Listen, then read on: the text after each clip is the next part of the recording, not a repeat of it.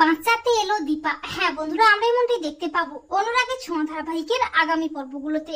জয়ী বাবাকে চিনতে পেরে বাবার মুখোমুখি দাঁড়িয়ে মায়ের কথা জানতে চায়, কিন্তু সূর্য ও সোনা বুঝতে পারে না জয়ী কার মায়ের কথা জানতে চাইছে। যদিও সূর্যের বারবার মনে হয় জয়ী তার হারিয়ে যাওয়া রূপা, কিন্তু রূপা অভিমান করে বাবাকে তার পরিচয় দেয় না। জয়ী বলে, আমি জয়ী সরকার, সাক্ষ্যদীপ সরকারের মেয়ে। কিন্তু সূর্য বলে, আমি জানি তুই আমার রূপা মা। তখন অলি বলে, বাবা তুমি জানো না মা আর রূপা তো মরে গেছে। আর সোনার কথায় রূপার খুব কষ্ট হয়, রূপা অসুস্থ হয়ে পড়ে। তখন সাক্ষ্যদীপ এসে রূপাকে নিয়ে যায়। আর এর পরেই মিসকা হাজির হয়। মিসকা রূপাকে চিনতে না পারলেও সোনাকে চিনতে পারে।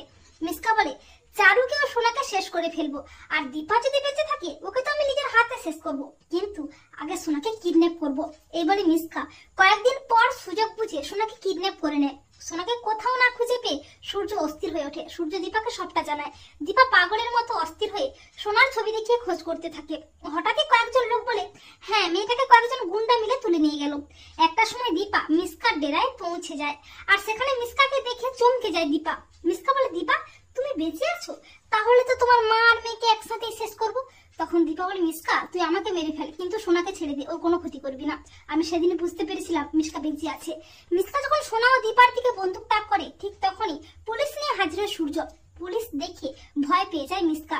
এরপর পুলিশ মিসকাকে অ্যারেস্ট করে নিয়ে যায়। সোনা বলে, মা আমার ভুল হয়ে গেছে, আমি তোমার সাথে অনেক অন্যায় করেছি, তুমি আমাকে ক্ষমা করে দাও মা। আমি বুঝতে পেরেছি তুমি আমাকে মারতে নয়, তুমি সব সময় আমাকে বাঁচিয়েছো।